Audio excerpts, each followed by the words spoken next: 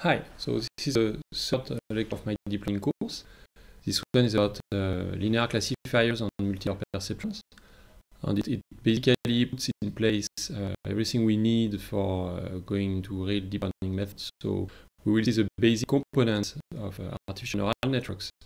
So gradient descent, backpropagation, and also why multi-layer perceptrons actually fix most of the weakness of linear predictors. So we start with a bit of history. We go back to McLaughlin and Pitt, 43. So what McLaughlin and Pitt proposed was the concept of a threshold logic unit. So such a little processing unit works as follows. It gets as inputs a bunch of activations, which are either the input signal to word processing or output from other such units. It sums them. Then it multiplies the sum by a constant, add another constant, and its own output activation is a thresholding of this. So this overall quantity would be 1 if this quantity is positive or 0, and 0 otherwise. And so what is very nice with such a unit is that you can implement the basic logic operations. So you can implement, for instance, the logical OR of u and v. You get two Boolean inputs, and your output is u plus v minus 1/2 greater or equal to 0. So this quantity is positive as soon as one of the two inputs is 1, which means that the overall response is equal to 1 if and only if one of the two inputs is 1. This quantity will be positive only if both inputs are 1. So this overall quantity is equal to 1 if and only if both inputs are equal to 1. And this input, this unit, would be equal to 1 only if u is 0. Otherwise, 1/2 minus u would be minus 1/2, and this would be negative, and the overall would be 0. So what is very nice is that with a simple model like this, just by choosing properly w and b, you can implement the atomic logical operations, which mean that by combining such units in a proper way, you can implement an arbitrary logic Boolean functions, which means you can implement an arbitrary arithmetic operations. So that was a very interesting result, because it means that this view of neural networks, nervous systems as a composition, a network of very simple units, makes sense from a very mathematical perspective. You can have very simple units, but arranging them in a fancy way, you can compute anything. So the perceptron is very similar. The only difference is that now the inputs can be float values, and the weighting of they each have a different weighting. So instead of having a W in front of the sigma, each xi has its own Wi. Seen from a linear algebra perspective, this is simply the equation of an hyperplane. So the sign is going to be on each side of an hyperplane UR. So basically, this unit is splitting the input space. So if it gets k values, k activations as input, this stuff can be seen abstractly as a function that responds 0 on one side of an hyperplane and 1 on the other side of an hyperplane in a space of dimension k being the number of input units.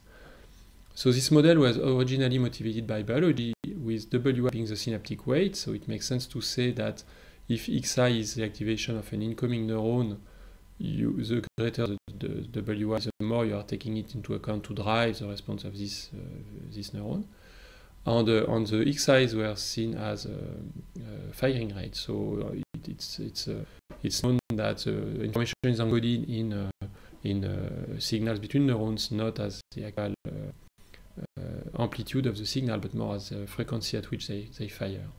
It's known that it's a very crude biological model. So even though it was motivated by biology, this does not reflect the complexity of a real neural neuron, which is a very complex machinery with a lot of chemical processing going on. So to make things simpler, we are going to consider the response are plus or minus 1, not 0 and 1, because it simplifies some of the expressions there. And we introduce sigma, which is the hard sigmoid, so the hard thresholding function. It's minus 1 on the negative values, plus 1 on the positive, and there is a discontinuity at 0. So the perceptron classification we described before can be rewritten as such. So you get a bunch of activations that here we see as a vector. So if you have k activations, incoming activations, this is a vector of dimension k. You take the dot product by a weight vector, which has as many weights. You add a constant, and then you threshold. So this overall expression is going to be -1 if this internal expression is negative, and +1 if it's positive or 0. The standard terminology is to call this guy, the sigma, the activation function, and we'll see that it plays a key role in both standard artificial neural networks and deep learning architectures. So we can represent such a processing unit as follows. So this kind of schemes will appear often in my slides. So here each box stands for either a value, a parameter, or an operator. Values, which are input values, are shown in white. Parameters of the model in blue, and operations in green. So in that case, we get 3 inputs, x1, x2, x3, so our vector of dimension 3, as you want to see it. You have 3 parameters, w1, w2, w3, of course with b. Each x is multiplied with w, then you sum everybody with bias, this so-called bias. Apply the activation function, and you get your output. And you can also represent this in a more tensorial form by using the dot product. So now this guy is of dimension the number of inputs. If it's consistent with the previous slide, this will be dimension 3. This guy has the same dimension of the input, and it's a vector of weights. Bias is still a one dimension, it's a scalar.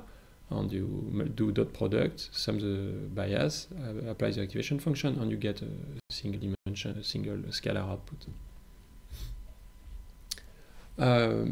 So given a training set, so a bunch of pairs xn in vector of dimension d and yn labeled to predict -1, +1, so those are IID samples from whatever underlying distribution. A very simple scheme to train a linear predictor, a linear operator of that sort, for classification is a perceptron algorithm that works as follows.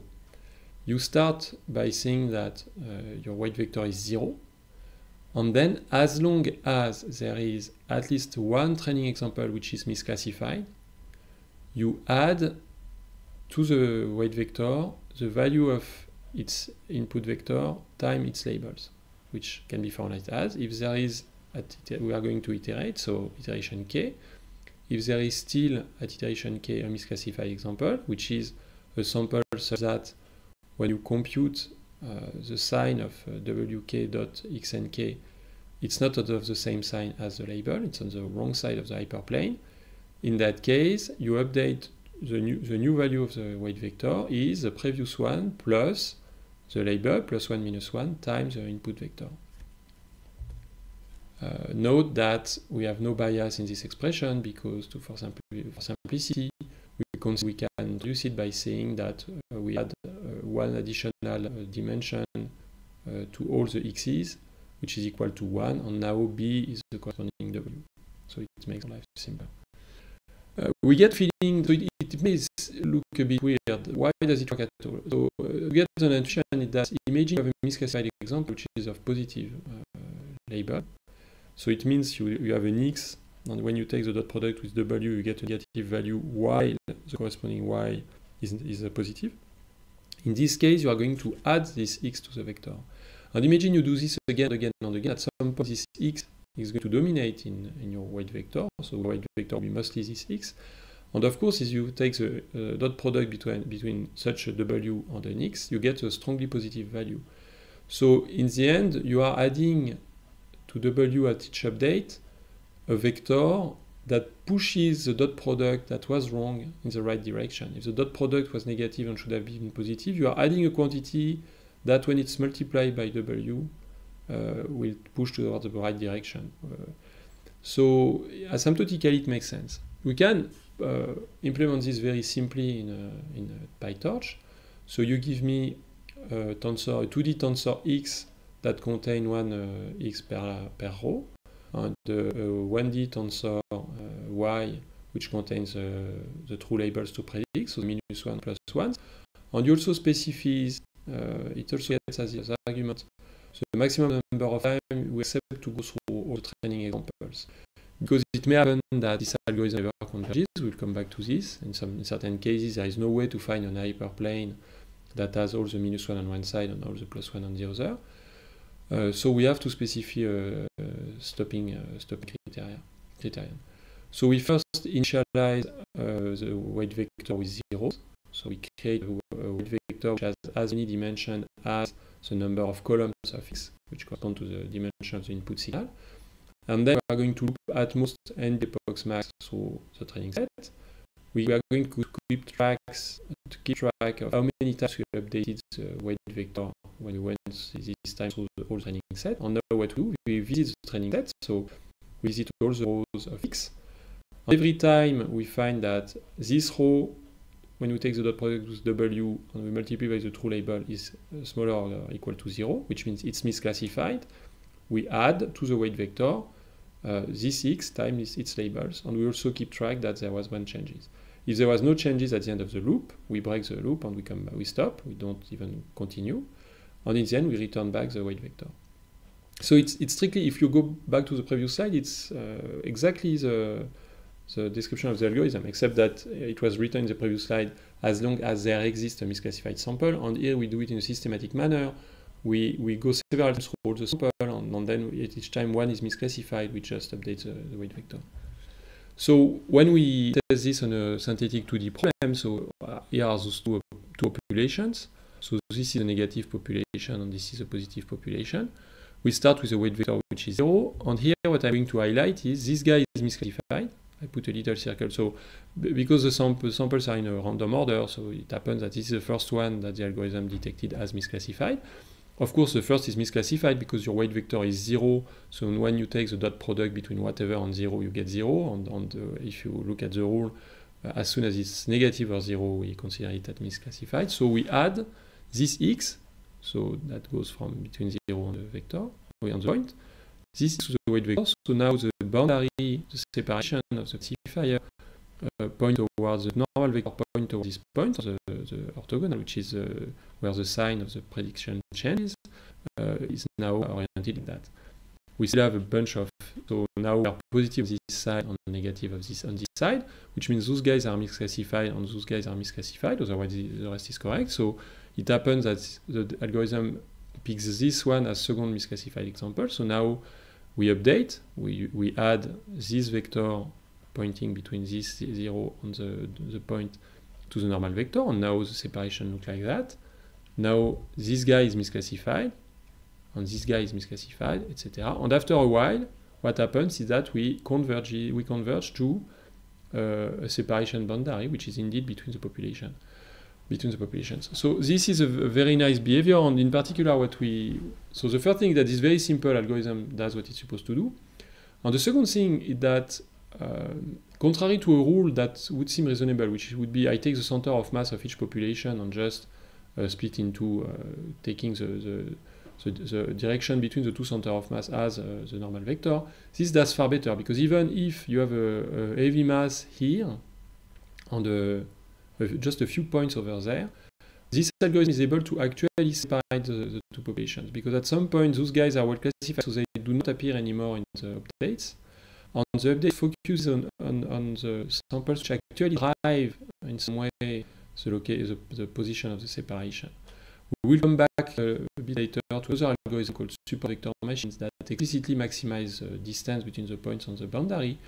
But still, this very, very simple algorithm that you can program in 5 lines captures this notion that what matters is to, in a classification situation, it's to separate the populations and not to take care about the others that are the points which are easily separated. So we can apply this very algorithm to a less synthetic example. So here what I did was to take the zeros and the ones from NIST and state that the zeros are the negative examples and the ones are the positive example. If we run the algorithm, we very quickly converges to 0 training error rate. So it's actually able to separate the 10,000 zeros from the 10,000 ones with a simple linear predictor. So yeah, maybe to be clear, so here an image is a 784 vector because it's 2828 pixel image, so it's 2828 values, and we just unfold it as a 1D vector of dimension 784. So we take the NIST samples, transform them into 1D vectors, run the algorithm, and then what I'm going to show is the weight vector. So we do the opposite. Now we take the weight vector, which is a 784 dimension vector, and we just visualize it as an image. Because it's a sign vector, I need a color scheme. So what I did was blue for negative and red for positive. And this makes a lot of sense. So now if we look at the template we get, it's really a template. So it's really something that it's supposed to match the image. It has a meaning in the image space.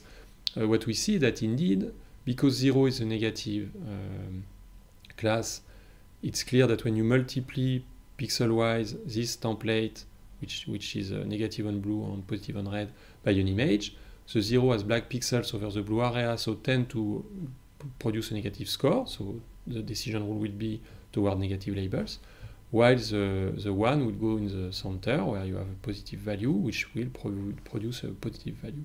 So we are quite happy with this. We get something, not only it's able to separate the two populations, but it has the result we get is very reasonable.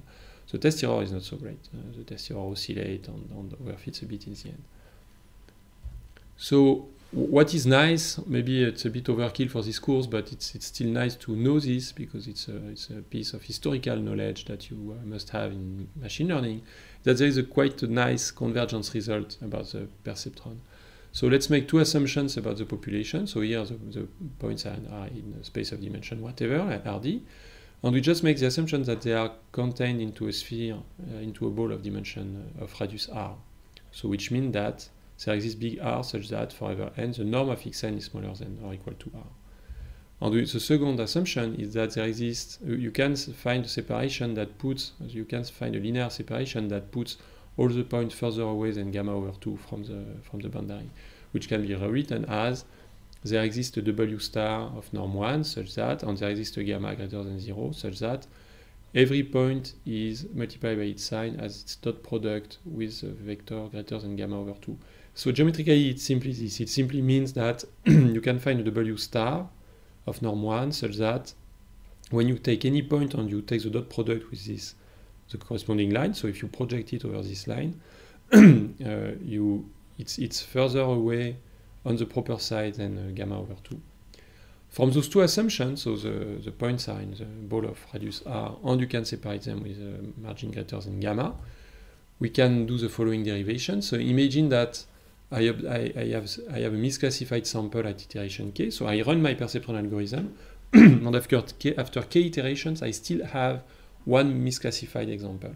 So I do my update, so now I have wk plus 1 equals this quantity, and what I compute here is what is the dot product between my updated vector and the normal vector, and what I get is that it's greater than the previous dot product between W star and my vector before the update plus gamma over 2. So overall it means that the dot product between your weight vector and this ideal vector that we make the assumption exists, when you project your weight vector on this ideal vector, it increases by more, at every iteration it increases by more than the margin, which makes sense since any point that when you project it on W star is further away than gamma square, or than gamma over 2, and because you add this vector, one of those vectors with the proper sign to the weight vectors, your weight vector moves along more than gamma over 2 along the line omega star. So it really, you have to picture this. When you project wk over W star, you move at every iteration by more than gamma over 2. So it moves linearly, step by step over in the direction of omega of W star during the iterations. And from this, we have this classical result from linear algebra, which is the product of the norms of two vectors is greater than their dot product, because in the middle, at best, you have the cosine of the angle that is smaller than 1 in absolute value. So now, if we get this expression, we take the square and we move this on the other side, so we get that this guy square is greater than its dot product with W star divided by the norm of W star. This was 1. So what we get now, which again makes sense, is that the square norm of wk increases, the square norm, I insist, of wk increases quadratically with k. this is the take-home message, the message to keep for the next slide. It's really the point. We showed here that every time we update WK with a misclassified sample, the square norm of WK increases quadratically with K. And then we have another result, which is that if we look at the square norm of WK plus 1 directly, so this is the dot product of WK plus 1 with itself, we replace by the update rule, so it's WK plus the update. And here, this term is negative. So if you look at, so you develop this, so you get WK times WK, so the norm of WK, so the square norm of WK, plus you find the dot product of WK times XNK times the label. And this has to be negative, otherwise there won't be an update. By definition, there is an update because this stuff was negative. And we also know that this is smaller than R square. So in the end, we showed that the norm of WK plus 1 square is smaller than the norm of WK square plus R square. So by immediate recurrence, recursive argument, you have that the square norm of WK plus 1 is upper bounded by a linear expression of K. So remember, in the previous slide we had that, again, as long as we update, so as long as there are misclassified examples, the square norm of WK increase quadratically, and it's it's lower bounded by something that increase quadratically, and upper bounded now by something that increase linearly. So this cannot go on forever, because now what we got is that the square norm of WK is bounded, is lower bounded by a quadratic expression of K and upper bounded by a linear expression of K, which imposes that K has to be bounded. Otherwise, something at some point these guys will be greater than this guy. Something quadratic will be greater than something linear. So what we get is that K must be smaller than 4R square over gamma square. So we know that after 4R square over gamma square max iterations, there cannot be any more misclassified samples. Otherwise, those expression would not be possible anymore. And this result makes kind of sense. So we now have an upper bound of the number of iterations for the perceptron algorithm to converge. And this is a very nice expression, because first it's a scale invariant. If you were scaling off all your x's by epsilon, by lambda, both R and gamma would be scaled, so the ratio would remain the same. And also it's very nice intuitively that the smaller the margin with respect to the radius, the harder it is to converge. You can picture this, that if your populations are very tightly close to each other, then you would need far more iterations, you would need far more oscillations of this hyperplane, as we saw in the 2D toy example, to finally find its place in between. So the perceptron stops as soon as it finds a separating boundary. So is what I said. As soon as there is no misclassified example, it stops. But there are other algorithms that maximize the distance of the samples to the decision boundary, which improves the robustness to noise. So a very, very classical one that I just speak about shortly, because it's one of the cornerstones of standard machine learning, is the support vector machine. The support vector machine minimizes the loss of that form, which is you want to minimize at the same time the quadratic norm of the weight vector on this expression, and this expression is basically penalizing if you are not on the proper side of the decision boundary, and a bit more than on the proper side, with a little gap.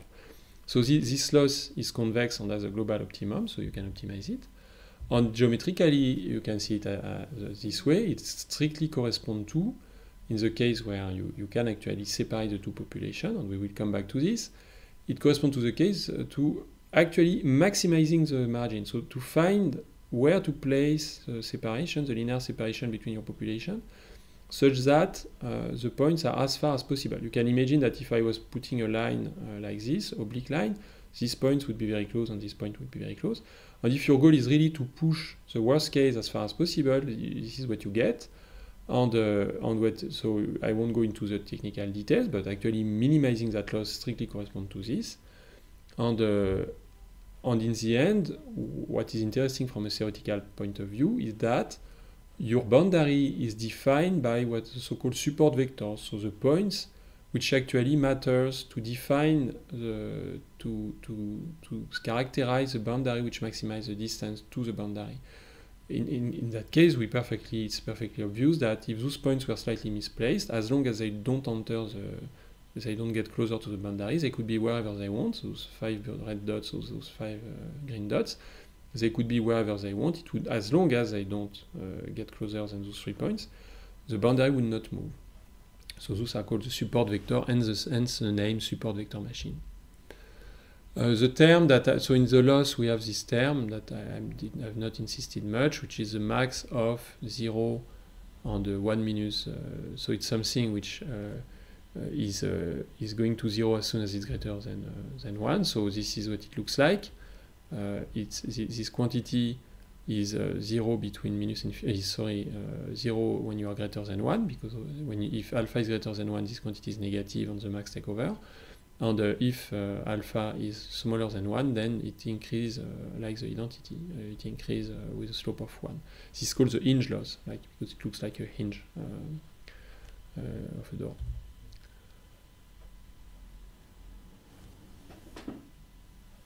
Okay, so here I have kind of introduced linear classifiers a bit arbitrarily, saying historically it's what people have done, and I showed that you have a simple algorithm to train them, and that there are variations around this notion.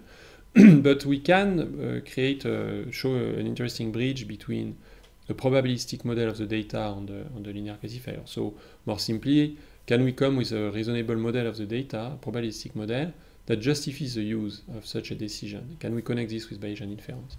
So the linear discriminant analysis provides us with this bridge. And it justified as follows. So imagine that I'm a binary classification case, so I have a label, the true label is 0 or 1, and I make the following assumption. So as always, when we have normal densities, you get impressive formulas, but just try to see that it's not. It's simply, it's a Gaussian density of mean my on the covariance matrix sigma. So we have the 2 populations of x's in the signal space, so we are in a dimension d space, and we just make the assumption that the conditional density of x given y, so the distribution of the 2 populations, follow both a Gaussian distribution. They each have their own mean value, but this is central, they have the same covariance matrix. So those 2 populations are Gaussians, and they have whatever shape they want, but they have the same shape, and they are located at different places. So now, if we try to compute the posterior of being of label 1, of being of class 1, given x, I can use Bayes' formula that I can develop like this. So the numerator is the usual stuff, the probability of x given the class times the prior. The denominator is probability of the signal itself, which you can develop like this. And in the end, you get this expression, which is a very standard one. So again, this is the kind of stuff if it's not obvious to you, really take a pencil on a piece of paper and write it 5 times until it's in your brain, because it's quite classical and all over the place in many situations. And now, if we introduce the sigmoid function, which is 1 over 1 plus exponential minus x, then we can rewrite this guy as follows. So really it's trivial, I'm simply taking the minus log of this guy, I get that, I plug it in there, so this is strictly the same expression as this stuff. Why we are happy is because we we want to bridge with our linear thing. So now we have we apply a sigmoid function, we'll come back to this, but an activation function to something. And so now if we plug in so here I just rewrite what I had in the previous slide. I call this A because we are making a prediction on x, and this does not depend on x, so we call this a constant. And now we just expand with the log. And now this is where it gets a bit uglier with formulas. We just plug in the Gaussian expression. So the normalization terms are the same for both densities, so they kill each other. So what we keep is simply what is inside the exponential, and because there is a log, the exponential vanishes. So we are happy. we expand those guys, so x minus m1 sigma minus 1 x minus m1 transpose, and same for we rewrite, we expand them. So I put the quadratic term in x, the linear term in x, and the constant for coming from both terms. I keep my a, and this is where the miracle happens, because it's the same covariance matrix for both quantity. Those two guys die, they disappear, and here I can put the m1 and m0 together. So what I get in the end is very nice. I get that this horrible expression, this very simple expression that turns horrible at some point, quite simplifies heavily, and we get a linear expression of x plus a constant, and then I apply my sigma. So in the end, I go from an exact, formally exact estimation of the posterior probability of being of class 1 given x under my Gaussian model, and vloof, I get sigma of a linear, an affine expression of x, which looks awfully like our linear predictor. And indeed, so this is due to the two covariance matrices being the same. This was key in this thing. And indeed, we can see graphically what happens. So here, I actually did numerical simulations because I don't trust I never trust any formula I write. So this is why I like computers. So this is, I picked a covariance matrix, a symmetric covariance matrix, and two mean at random. So this is my population in the plan, so input space dimension 2. This is given for the class 0 given class 1. And this is what when I actually compute numerically the posterior probability given x, I get this. So I'm far more likely to be of class 1 over there than over there. And here I plot I threshold, I compute the 1/2 separation boundary, and I plot it on top of the density, so that you get a feeling that it makes sense that if you have those two populations, this is the best way you can separate. What is nice is that if I keep, here in the next slides, I keep the mean and play a bit with the covariance, and we see that indeed the covariance drives the orientation of the plan, even if the means remain the same. And I also have this example where here I purposefully pick the covariance matrices to be different, and we see that in that case, because the assumption does not hold, the terms do not simplify, and we do not get in the end an expression for the classification, which is an activation over a linear expression. We get something ugly that looks like a quadratic expression, the zeros, the change sign of a quadratic expression. So now if we look at the shape of this guy, we get this shape. So this sigmoid function looks like this. It's zeros flat over minus infinity, 1 flat plus infinity.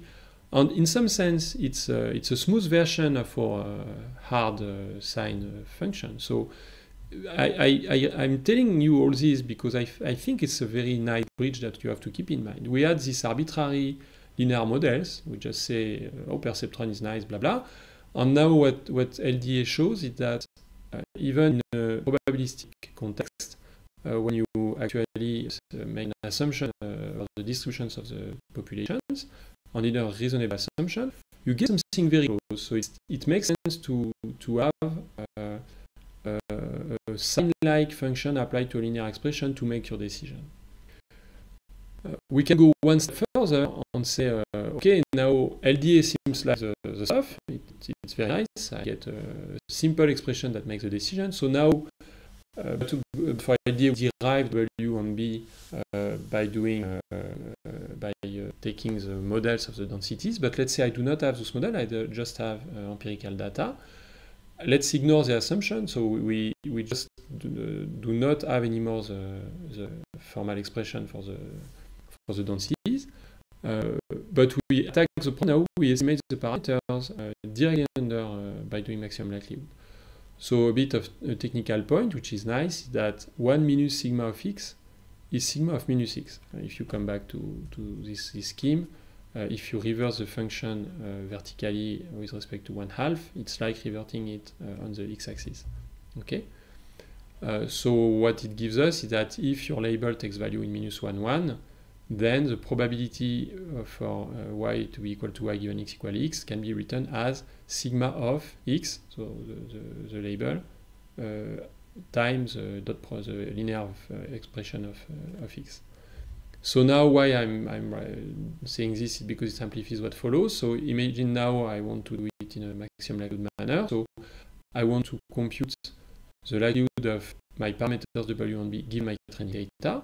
I use Bayes formula again, so it's it's a probability of the data given the parameters times the prior on the parameter divided by something that does not depend on the parameter, so I move it to a constant, because in the end what I'm going to do is to find those guys by maximizing the thing. Now I develop the log, so the log of the product is the sum of the log. This guy again constant goes there. Because my data points are IID, I rewrite this as the log of the joint probability is the sum of the log of the individual probabilities, and we saw that the probability, the previous slide, is this quantity, is sigma of yn w dot xn plus b. And what is very nice is that this is the logistic regression algorithm. We directly find these guys. So let's put all this together. You have a bunch of training points, and you want to estimate the parameters of your linear model in this as a Bayesian inference problem. And what you get in the end is that you want to maximize this quantity. There can be a prior over the parameters. Let's forget it here. It's more to get an intuitive understanding of what's going on. So you want to maximize this quantity. And what is very neat is that when you look at log sigma, you get a shape like this. So on this, the logistic regression basically want to minimize this loss, so to make this as small as possible. And this quantity minus log of sigma is this shape. So it makes a lot of sense. You want to push the response over points to be on the right side. So if you're already on the right side enough, you give up, the loss is 0. But if you're on the wrong side, you pay a price which increases with how wrong you are. And it's very nice. I think it's again a very nice bridge, because we see it looks a lot like the hinge loss. So this again, this kind of geometrical argument of I want to push the points away can be seen in a probabilistic framework as I do logistic regression and I want to maximize the probability, the likelihood, the probability of my parameters of my model. So now a point for those of you who are a bit scared by all these Bayesian things on probabilities. It's those probabilistic and Bayesian interpretation and formulation are helpful, and I think they give a good intuition of what's going on. That it's a proper way of getting a deep understanding of those things. But the bulk of deep learning techniques do not use this. And in most of what we will see on the heavy work will be done more in a standard signal processing and optimization. From a signal processing and optimization perspective, probabilities are not so important often in deep learning. We will come back in certain sub-branches like GANs and stuff, probabilities matter much, but for most of what we will do, we will forget this. So now we come to multidimensional outputs. What we have seen so far is basically individual linear classifiers. But we can, of course, combine a bunch of them. So I could perfectly say that now I have a bunch of output y's. So yi equal, and it's exactly the same expression, except that now the bias on the weights are indexed by both. The bias is indexed by the output, and the weights are now indexed by both the input and the output. And it can be represented like that. So it's a bit. I just plot this because in quite a standard course about artificial neural networks, it's something we see often. So these little guys are seen as individual neurons. They are connected to a bunch of inputs. They multiply each of the input by a weight and some bias. But the true way of seeing this is to forget this interpretation as neurons and just say I have a vector of dimension d, I multiply it by a matrix of dimension. So let's say to keep my notation, I have a vector of dimension n, I multiply it by a matrix of dimension mn, I add a bias of dimension m, and then I apply component-wise functional, the activation function, and I get in the end a response which is of dimension m. Okay, so it's a way of seeing. Let's forget neurons. So sometimes we use this word neuron to refer to the individual processing going on in the individual outputs. But the proper way of seeing it is really as a tensorial operation. I get a vector, I multiply by a matrix, I add another vector, I apply component-wise activation function, and then I get a new vector, and it will go on like this. So here again, this guy is of dimension n. What transit over this little cable is dimension n, multiplied by a matrix of dimension mn. I get dimension m. I add a bias of dimension m, and I get something of dimension m, which is the output.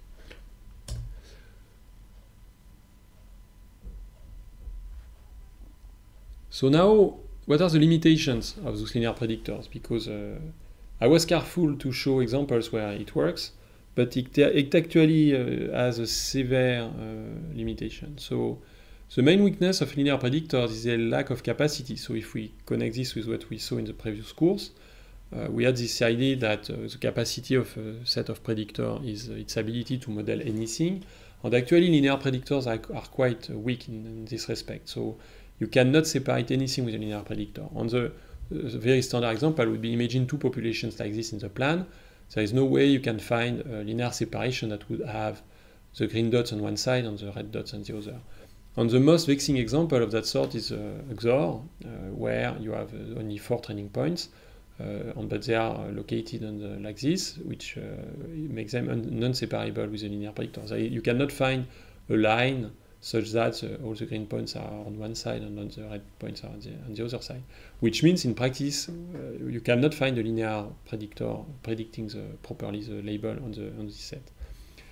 But now, a very central thing that, so imagine you have your points in the plan, you cannot find a line, but imagine we do the following pre-processing. So it's an ad hoc formula, this is not trained, this is something I would hard code in my soft. And I just say, okay, I'm not going to apply my linear decision over the 2 inputs. What I'm going to do is to first compute 3 inputs, which are function of my 2 inputs. So I keep the 2 first unchanged, but now I add the 3rd component, which is the product. So now it would be like this. If I look at where my 4 points are located now in 3D space, according to the expression, those guys remain where they were because they had one of the 2 components was 0, so the product remains 0. But the 4th, which was located at 1, 1, now it's at 1, 1, 1. So it ends up being there. And that's very cool because now in this space of dimension 3, you can find the linear separation that puts the green points on one side and the red point on the other. Which means that if I apply a proper pre-processing to my data, again, something not trained from data, it's something I designed by expertise, it's a prior structure given to the algorithm, then I would be able to train to find the W by using the perceptron algorithm, for instance, that would separate my data points. So in that case, we would represent this like that. We would have another processing before the trained box, which would be this file. So remember the polynomial regression, it's exactly this, a bit more complicated, but our phi was, you give me an x, and I just compute all the powers, and then the linear predictor was built on top of this, okay? And we saw, it's a standard, we saw empirically that by increasing d, we were increasing the capacity, but we have this result, the Stone-Weierstrass theorem, that tells us that this sort of things under reasonable assumption over phi allows you to model anything. As long as you increase enough the dimension, you can basically separate how much you want. So basically, you can make the capacity as high as you want by putting a proper pre-processing. So let's take a more concrete example, a more realistic one. So what I did was to take the character 8 from the MNIST dataset versus all the other classes. So one class is all the 8, the other class is all the other digits. And what I do is simply that I'm going to build a linear predictor with the initial pixels, so the 2828 original so-called features, which are the pixels themselves. And then I'm going to run my training and my test by adding a bunch of features which are just the product of 2 of the initial features taken at random. So instead of just giving to my linear decision system the pixels, I'm going to give the pixels plus a bunch of products of pixels, which of course I comment to all the samples. It's something I do prior to the training on the test. I'm going to pick a bunch of pairs of indexes of pixels at random and just now explode my dimension from 784, which was the original pixels, to greater than that by adding those additional dimensions. And here what I plot is the number of features I add, so the number of products of pixels I add to my dimension, and I plot the train on the test error. And what we see that indeed, the more we add features, the more we add product of pixels, the more the training error goes down. At some point we start to saturate, but we also see that the test error starts to go up. Actually, it's higher at this position than there, so we have a bit of overfitting. So we get exactly what we expect, we increase the capacity, and we are making a more separable problem which was not. If we come back to our bias variance trade-off from the previous course, if you remember, we showed that overall expected quadratic error can be decomposed as a bias, which is the gap between our expected prediction, the true value, on the variance of our expected prediction. Our goal when we design the phi would be to reduce this guy, so to be more and more able to fit the data without increasing this guy too much. And in practice, if you do your job very well, because here I just showed adding polynomials expression, but you can do very fancy pre-processing, you may be able to reducing the capacity without hurting the bias or even with improving it. So the classical example would be if you are doing, for instance, image classification and you know that color should not matter, so you know that you are classifying, you are trying to predict mistakes in the manufacturing process and the color varies a lot, so you should not take the color into account to make this decision. It's very reasonable to say, I'm going to pre-process my image to make them grayscale, so that my system will not overfit in this dimension because I know it should not. Yeah. So an example to make this more concrete, imagine that I have the following problem, which is I want to classify points in the plan. The true class are the red rings, and there is noise on the labels. Okay. If I apply directly the k nearest neighbor over this, so again, I have a bunch of training points which are points in the plan. They have a true class which is their position being inside or outside the red rings, but I added some flip noise over the label. So you have a few black dots in what should be only a white area, and a few white dots, for instance this guy or this guy, in what should be only dark dots. If you do nearest neighbor, you do your best nearest neighbor, which in that case would be with k equal 11. So again, if you remember, we make the decision based on the class of the 11th closest samples. You get this, and when you threshold, it's very bad, which makes sense because there is quite a lot of noise. But imagine I had this knowledge that I know that the class is invariant by rotation. Imagine I have this piece of information coming from my knowledge of the world. It could be, for instance, that it's a measurement over the North Pole, and you know it should depend only on the distance to the North Pole. It should not depend on the orientation, because you have good reasons, you know, it's your expert knowledge. Then what you should do is to pre-process your points to say, okay, what I'm going to give my decision rule, my k nearest neighbor, is only the distance to the center. I'm going to discard the angle, which it's what I do here. Now I do the vote based on the distance only on the radius. I completely discard the angle. So now this is what the vote map looks like, and if I threshold, I get a very accurate decision. Okay? So bottom line, by putting this knowledge, this prior knowledge, you're able to.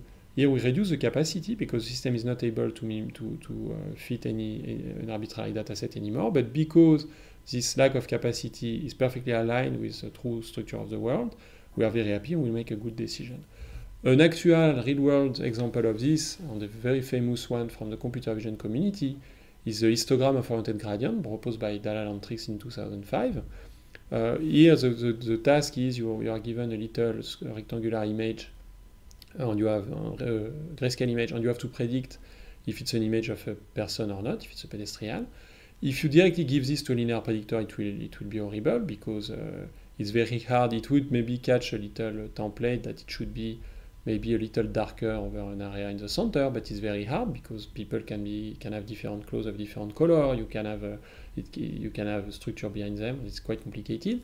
So what they propose is a pre-processing where you divide the image in little blocks of 8 by 8, and you compute in each of those blocks the histogram of orientation. So you compute at every pixel an edge. You have a very standard algorithm to do so. And then you quantify the angle of those edges, and in each 8 by 8 block, you summarize the content, which has initially 64 grayscale values, 64 pixels. You summarize it with only 9 values, which are the probability for edges to be in one of the 9 orientation bins. And it's what you give to your linear predictor. So instead of giving this value, you give it now a vector composed of 9 values for each block of 8 by 8, so it's smaller dimension, and you do your prediction from this, and it works beautifully. So it's quite counterintuitive, because looking at this, you with your visual cortex, you don't see as well as a pedestrian there, because basically your visual cortex is doing that sort of processing from this. But if I already give you a representation of this stuff done, your visual cortex is completely hopeless and does not do a proper job. A little bit of general knowledge for machine learning. So many methods, so perceptron, SVM, k-means, PC, etc., only require to compute dot products between the phi's. So instead, if you look at the formal definition of the algorithm, you realize that what matters is truly the dot products between stuff. So if you project your stuff in another space with a phi, what appears in all your algorithm is simply phi x dot product phi x prime, which means that you don't even need to define phi, you can just define k, it's called the kernel, and this is called the kernel trick, the fact that you can take most virtually all the linear algorithms and make them use this trick of having a mapping which is undefined and defining directly a kernel in place of the dot product. It's quite universal. There are plenty of algorithms using this, and it's very efficient. So now a bit of vocabulary to finish. Training a model composed of manually engineered features on a parametric model such as logistic regression is now referred as shallow learning, because you have something not learned designed by hand, and then the learning part is let's say a single shot of processing. You're not piling up trained stuff, and this is called shallow learning in opposition to deep learning, which precisely constantly does the opposite. You stack processing which are data dependent, which are parameter dependent, one after another, to basically do both the feature extraction and the classification, and even in a more gradual way you are constantly extracting features and making decisions in a completely parametric data driven manner. Okay, so this is all for the first part, and the second part is about stacking several of those multi-dimensional linear processing to finally obtain a multi-layer perceptron.